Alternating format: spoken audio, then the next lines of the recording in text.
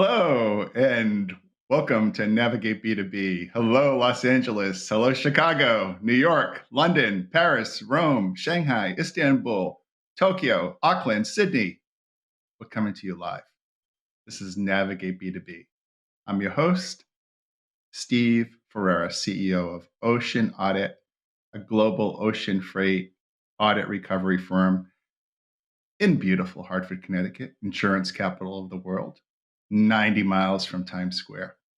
Oh boy, I put that webcam on the Times Square live cam, and over the last 6 or 7 months, it's getting busier. I don't know. I think we're getting really close. Go COVID vaccine, go herd immunity. I really think that we're on the right track for the future. And today's segment on Navigate B2B is going to be kick-ass, the Super Bowl of supply chain. Can't wait to really get into the discussion today with a very special guest. But before we do that, I just want to say, please stand by for Global Supply Chain Week coming up in the end of February on FreightWaves TV, and Global Ocean Maritime Week, March 1 through March 3, where yours truly will be doing an exclusive interview with Gary Vaynerchuk, social media icon, chairman of VaynerMedia, 5 times New York Times best-selling author, and just a great social media icon in personal branding, storytelling, social selling. It's something that we desperately need in the logistics and supply chain transportation space. Gary is an amazing author, entrepreneur with over 5 million followers on LinkedIn. I don't know about Twitter and Instagram and all that stuff because I don't really use that type of social media. But I know that when we talk today to my guest, we'll be talking a lot about LinkedIn as well. We have a really incredible amount of stories to cover today. And you know what? Here's kind of how I'm feeling right now. Let me think. I really blew this show up, right? In terms of this Super Bowl of supply chain. We're going to kick ass before the weekend. You see what I did there? The weekend was on Super Bowl. Anyway, so here's what I think. I'm kind of feeling like Stanley Kubrick in 2001. Dun, dun, dun, dun. Because I look at my next guest as the futurist of supply chain. Just like Stanley had the vision back in the 70s for 2001, my very special guest today, Britain Ladd, has the pulse on the future for supply chain. I'd like to welcome him to the virtual stage of Navigate B2B. Please say hello to my friend, Britain Ladd. So the audio is a little off right now, and I'm just they'll fix Britain's microphone. And it's, great, Britain. Yes. Hey, listen to me. You're gonna leave me hanging after the. I've never sung on national TV. Dun dun dun dun dun, and then I don't get the audio. Wow. The audio problems aside, I'm happy to be here. Oh, it's amazingly to have you. And I want to say a little bit about Britain's background. I know he's, as a leader and a thought leader in the space, I should read this a little bit or tell you a little bit about him. So one of the things I really admire about Britain, and I want to share with my audience, and by the way, if you just tuned in, you're watching Navigate B2B. I'm your host, Steve Ferreira, CEO of Ocean Audit, and I have my special guest, Britain Ladd. Britain is a consultant, a business leader, and author. And one of the things about Britain that is incredible, he's appeared on every single major network globally, including CNN, Fox, BBC. Last time I caught up with you, Britain, you were in live streaming to me in Red Square in Moscow. And I just think you've done some amazing things. I think that for Wall Street, for hedge funds, for global media that's peeking in and tuning in today to us here on FreightWaves TV, one of the things I want my audience to know a lot about Britain is he came up with almost a white paper of white papers on the retail grocery industry. It was a paper that he wrote back in 2013, a beautiful way to save Woolworths, where he used game theory to talk about Amazon should acquire Whole Foods, and then 4 years later they did it. Britain, welcome to the show. And that was just an amazing piece of research and use of technology and logic that you applied. How did you come to make that observation on the acquisition of Whole Foods by Amazon? I actually was completing my third master's degree. And as part of that program, I had to do analysis of retail globally, and I decided to focus on the grocery industry. So through that analysis, I said, well, let me take a look at Amazon. And at that time, of course, Amazon's being talked about as the company in the future. No one can beat them. But when I analyzed Amazon, what I identified was that they had tremendous weaknesses, especially in grocery. And the biggest gap they had is they didn't own physical stores. So I evaluated 7 different companies in the US, and I made the argument that the company that Amazon absolutely should acquire is Whole Foods. The reason for that was because of the reputation of the company, the focus on fresh food and so forth. But more importantly, it was a medium-sized retailer. They only had about 450 stores at that time. So it was something where Amazon could manage that size of an acquisition. Now, what's funny about it is at the same time I was doing this, Kroger was doing evaluations of the same retailers out there. And they had, and through my research, I found out they were looking at a company called Harris Teeter. So I reached out to Kroger and I said, I believe you should acquire Whole Foods, because I said, if you do that, you prevent Amazon from potentially becoming a major competitor of yours, 3, 4, 5 years from now. And Kroger was like, no, we're going to stick with Harris Teeter. So when Amazon did acquire Whole Foods, one of the first people who reached out was a senior executive from Kroger who says, we never thought Amazon would do this, and now we wish we would have listened to you. So it's been a pretty interesting ride, since Amazon did acquire it. But that paper, yes, it's called The Bible of Grocery Retailing. I'm grateful that I was able to write the paper. I interviewed a lot of great people, and it's still one of my favorite papers I've ever written. Well, there's no question. I mean, I don't want you to disclose any sources, but I mean, I know just from the levels of circles that you would run in that, certainly Wall Street, hedge funds, capital firms, they look at this and they say, hey, we need to take in consideration Britain's thoughts on these topics. And, that was just an amazing coup on the Whole Foods deal.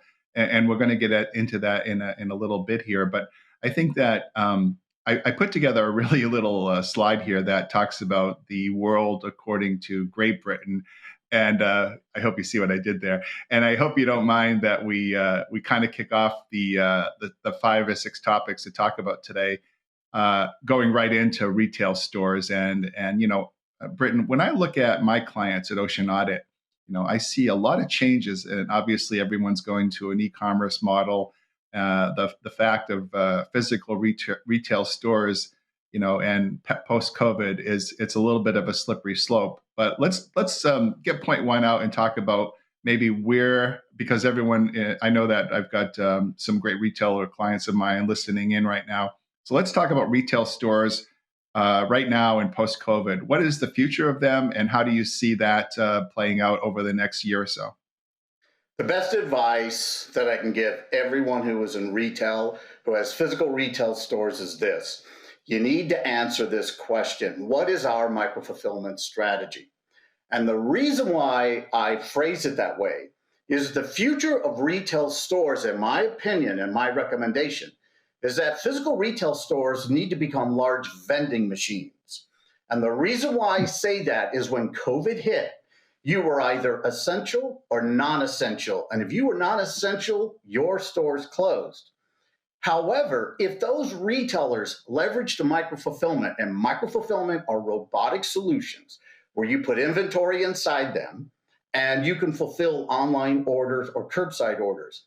So retailers, whether they're department stores, specialty retailers, big box retailers, they need to rethink their store network, their supply chain, and say, so where do we open up dark stores that have micro fulfillment centers inside, so that what we're doing is giving our customer the ability for immediate gratification to order products either from a store. You can put micro fulfillment centers inside stores or dark stores. You don't need them in every store. But I say to retailers, rethink how you view the store. The store should be something that can be a fulfillment center or be fulfilled by a dark store, so that for 24/7, 365 days a year, your stores are providing products to your customers. And I wrote a paper about this. Anyone can reach out to me. I'm more than happy to send it to them.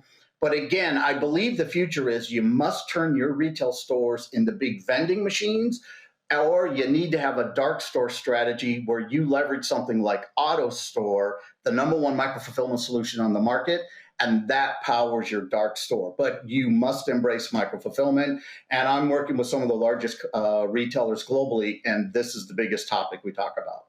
You know, this is a really fascinating point. Let's stay on it for a minute here. Define dark store.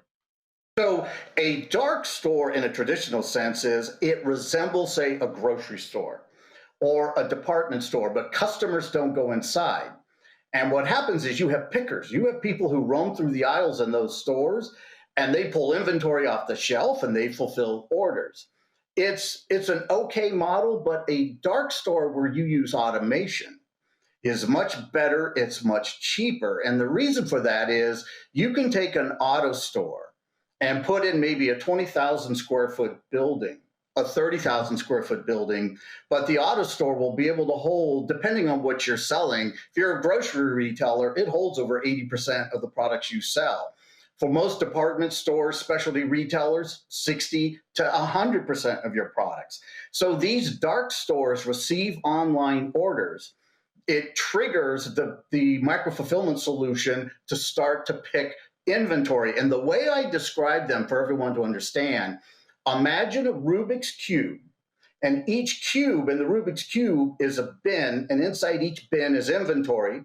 And then sitting on top of the Rubik's Cube are robots that can go vertically, horizontal, diagonally. And what they do is they pull inventory out of the bins to fulfill individual orders.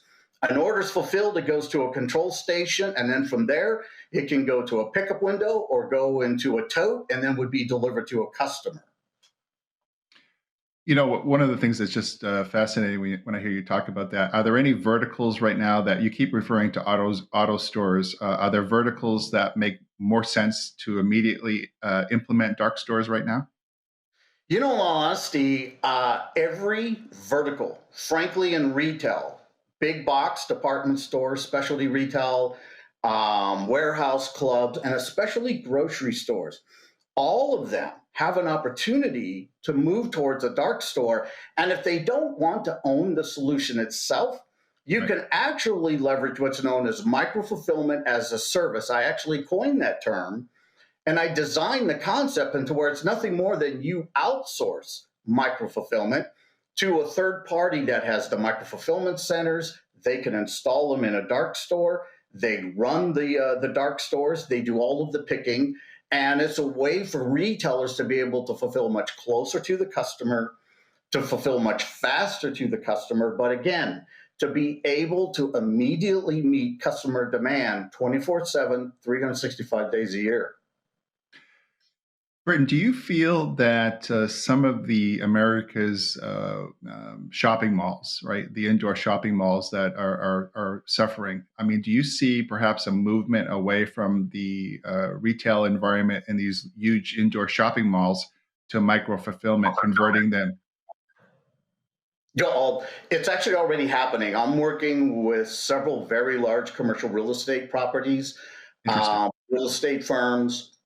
And over the last year, they've contacted me and they're like, Britton, what do you think we should do? And what I say to them is you have to understand your malls, your shopping centers are going to transform. And the store is really going to be more of a showroom. And you don't need to have inventory in the back room of your retail stores, because for your malls and shopping centers, It makes more sense for you to install micro fulfillment centers. You put inventory in a section within a mall or in the strip mall, and a customer would go in those stores, buy a product, they receive a confirmation on their phone. When they leave the shopping center, they just simply drive around back behind the mall or the shopping center.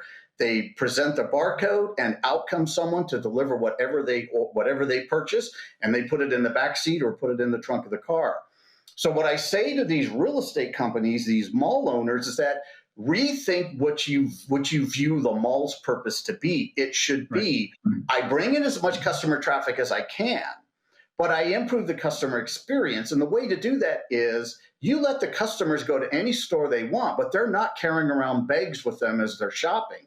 They're buying whatever they want, but then when they leave the mall and drive around to the side of it or behind of it, there's a micro fulfillment center, and out comes all the product. And I've been working with an individual over the last few years, and we just received a patent on actually a new form of retail that's exactly like I outlined it. So this is the future of retail, and that's why I'm encouraging retailers, rethink your business models. Think big, be bold, and embrace micro-fulfillment. It doesn't matter what type of retailer you are. I did see that article that you put out recently about thinking big and bold. I want to hone in on something that my audience is. By the way, you're watching Steve Ferreira, CEO of Ocean Audit, on Navigate B2B with my special guest, Britain Ladd. Britain is I like to call him my favorite futurist in supply chain, and probably one of the most senior experts you'll talk to. So when he speaks, you really should pay attention to him. He's amazing.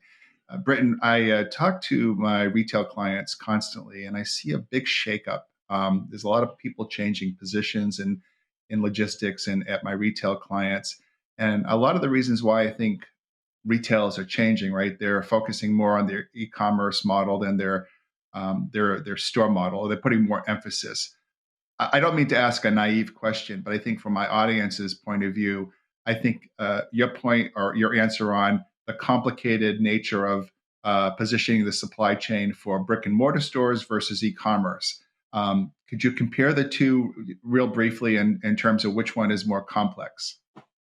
Well, by far, it's much more complex to have an e-commerce supply chain than a traditional retail supply chain. If you think about it, traditional retail, especially when you think about Sam Walton, founder of Walmart, he spoke a lot about this. And he made the argument that the reason why Walmart is we designed the supply chain to do one thing, enable growth. And that's how I talk about the supply chain to everybody.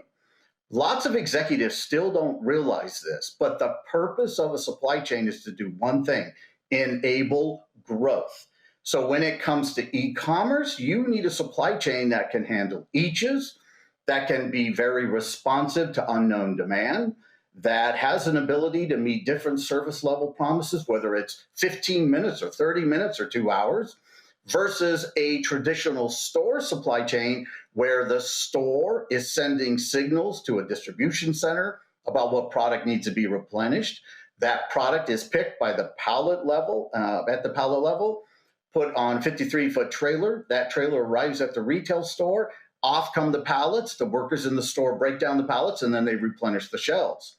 For an e-commerce supply chain, however, because you're dealing with the each, you have much more touches. You have much more volume of product that has to be picked, but it's a different service level requirement as well. And because of the customer promise wanting it immediately, you have to have a much more accelerated supply chain as well. That's what really makes these so complicated. And so what I say to companies is make sure you don't try and brute force a solution where you're meeting your retail store demand and your e-commerce demand from the same supply chain. You really do want those separate so that you're able to manage them the way that they need to be.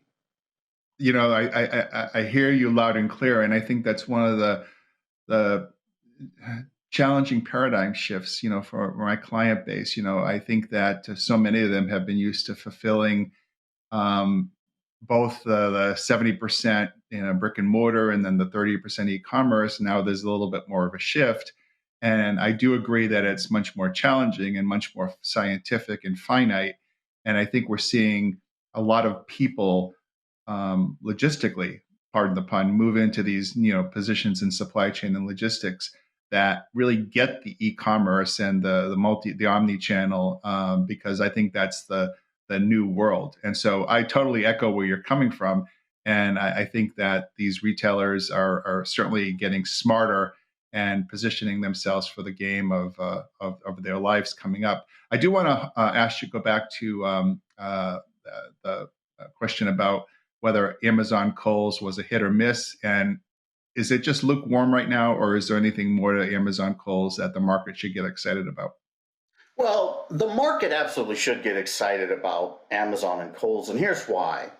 2 years ago, I started reaching out to Kohls and I wrote several papers. And with the argument I made to Kohls and Amazon is this: the partnership that they have where you can return product to Kohls is meaningless to Kohls. It really is. It frankly just increases their cost because all Right. they're doing is using labor to accept product that's returned from Amazon customers, but no one from Amazon is staying in the store. That will never improve. However, what I recommended to Kohls and Amazon is this: open up Amazon Go grocery stores inside each Kohls location. Wow. Be able to draw in customers because now you have Kohls that's a retail destination and a grocery destination. And pilot this. Let's be careful. Let's pilot this in several regions across the US. But if the pilots are successful, as I believe they are, then what I've recommended to Amazon is acquire Kohls and bring the Kohls network, the Kohls company inside the Amazon network. So now Amazon has an ability to put their private label products inside Kohls. They have Amazon Go inside Kohls. And now you have a much better capability because you're leveraging physical retail stores, grocery stores, and Amazon needs more physical grocery stores. And I know we're going to talk about Whole Foods shortly, Right. but I truly believe that Amazon has a great opportunity to acquire Kohls, and if they do that, absolutely, that's the best thing for both companies. Okay, so let's break this down. So we were talking off air about Amazon in general, and with Jeff Bezos, and now with Andy Jassy, the new CEO. You were talking about the opportunity that Amazon might do some new things, maybe a separate company for AWS, maybe even divest Whole Foods, and maybe make an acquisition. So give the audience your take on that, please, Britain. Well, I've surprised a lot of people when I started writing articles about the fact that I believe that Amazon should divest Whole Foods, and here's why. When I wrote A Beautiful Way to Save Woolworths, I designed stores for Amazon in that paper, and Amazon is actually building stores that are almost identical to the design that I created. Those stores are frankly the most advanced in the world, and that's why I designed them that way. I didn't want to design a store that already existed. I wanted something unique. But those stores have proved to be very popular. And what's happening is that Amazon is selling many more groceries through their Amazon Fresh supermarkets than Whole Foods is selling through their stores. So the question becomes, why would anyone want to own a grocery retailer that isn't able to sell on a level that Amazon can do through its own stores? The mistake Amazon made when they acquired Whole Foods is they didn't follow my strategy to the letter. I made the argument to Amazon: introduce branded CPG product inside every Whole Foods store and change the name to Whole Foods Plus. You still keep the beautiful things you loved about Whole Foods, plus you get branded CPG product, your Coke and Pepsi and so forth. Amazon chose not to do that, and instead they chose only to start building their own stores. So when I did the math, and when I've been following this now for 3 years, I look at it and say, really what Amazon should do is divest Whole Foods. The other thing Amazon didn't do is, I said, if you acquire Whole Foods, within 2 years acquire the retailer Target and open up Whole Foods markets inside each Target store. I don't believe Amazon is going to make the acquisition of Target. So in that regard, the company that views Whole Foods as being strategic to them, frankly, is Target. Because Target should acquire Whole Foods. Target should open Whole Foods markets inside its Target stores.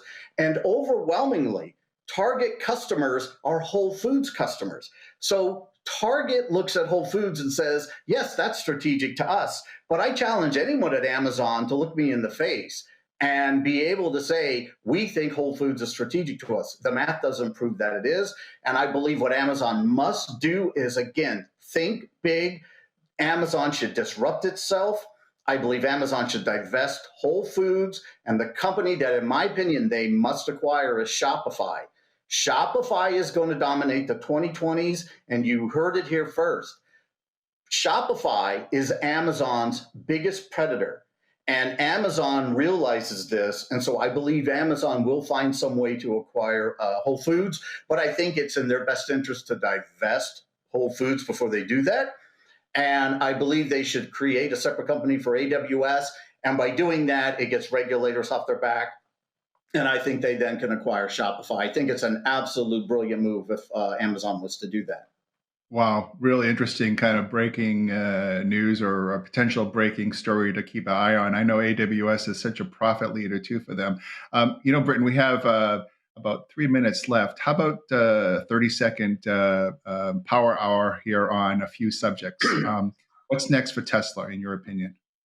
Well, I believe Tesla has some fabulous opportunities, but what I believe Tesla will do, what I recommend that they do, is I believe that they should acquire the Jeep brand. I think acquiring Jeep is absolutely the smartest move for them to make. Elon Musk came out about 6 months ago and he said, would we ever acquire an auto company? He's like, I think we could, but it would have to be the right fit. The Jeep brand has incredible sustainability, incredible popularity. So I believe if Tesla acquires Jeep, they also then have the ability to say, we're going to duplicate the Jeep, but now we're going to leverage the Tesla technology to do so. So I've written about this. I've written to executives at Tesla about it. None of them disagreed with me. They thought it was really a good idea. So I'd love to see Tesla acquire the Jeep brand, hopefully in 2021. Just as long as they don't throw any rocks in a virtual test for the investment community, right? like they did on the Tesla truck. Britain, let me ask you a question. There's no W in Amazon, but what about the Walmart word? Can they stop Amazon? What's your short take on that? In July of last year, July 2019, I wrote an article and I made the argument that really what Walmart needs to do is think big. Walmart needs to take a page from Amazon. And what I recommended that Walmart do is two things: partner with Microsoft and acquire TikTok, or partner with Microsoft and FedEx and then acquire Shopify. The reason why I made that recommendation is that Walmart must do something that separates it from what Amazon is doing.